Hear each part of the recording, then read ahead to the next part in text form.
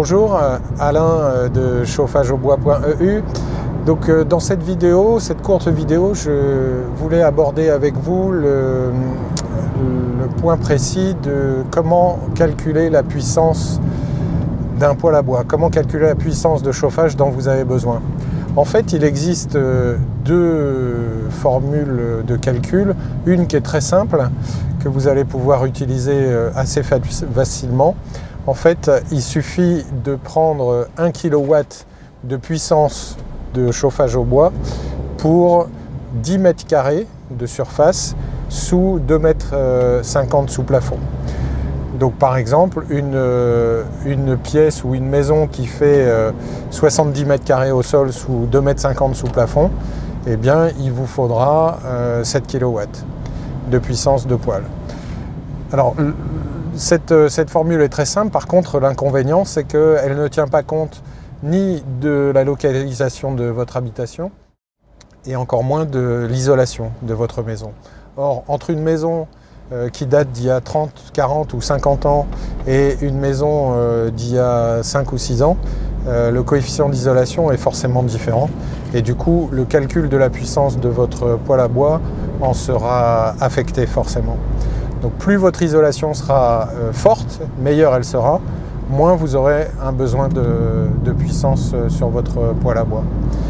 La deuxième méthode, qui est un peu plus complexe, mais qui est relativement simple quand même, va utiliser un certain nombre de critères en fait pour le calcul.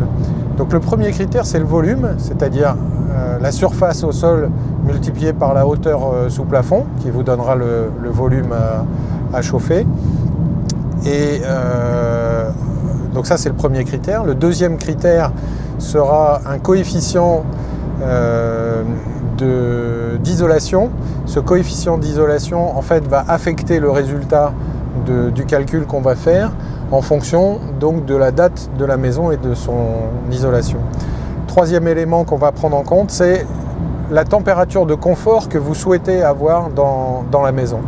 Cette température de confort, elle est importante parce que c'est elle qui va pouvoir nous aider à déterminer à quelle hauteur le poêle aura besoin de chauffer.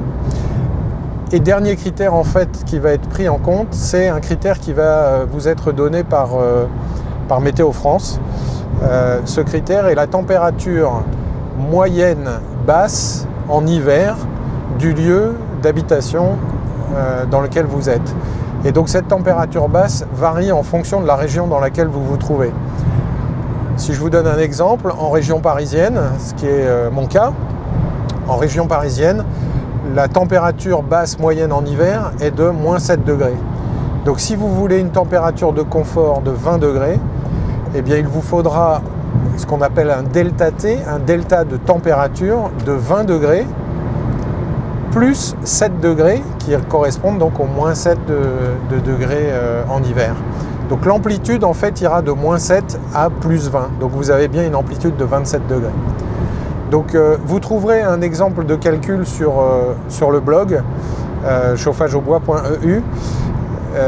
En gros, la formule est la suivante. Vous prenez votre volume, donc la surface multipliée par la hauteur. Ça va vous donner votre volume en mètres cubes. Ce volume en mètres cubes, vous allez le multiplier par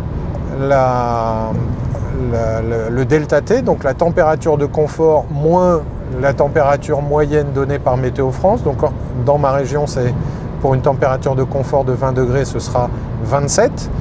Donc la surface multipliée par la hauteur, qui vous donne le volume, multiplié par ce delta T, multiplié par un coefficient d'isolation que vous pourrez trouver sur mon article sur le blog, qui va varier de 1,5 à 0,50 pour les maisons RT 2012, 0,50, 0,60. Donc lorsqu'il vous faudra 1 kW de chauffage, de besoin de chauffage pour une maison qui a 20 ans ou 25 ans ou 30 ans d'existence, eh ben, il ne vous faudra que 0,5 ou 0,6 kW pour une maison RT 2012. Voilà, j'espère que cette vidéo vous aura permis de mieux comprendre en fait comment on calcule le besoin de puissance de votre appareil de chauffage au bois. Vous pourrez retrouver des informations complémentaires sur mon blog. N'hésitez pas à me laisser des commentaires sous cette vidéo. De plus, vous avez un cadeau que vous pouvez obtenir en cliquant juste en dessous de la vidéo. Voilà, je vous dis à très bientôt sur le blog chauffageaubois.eu. À bientôt.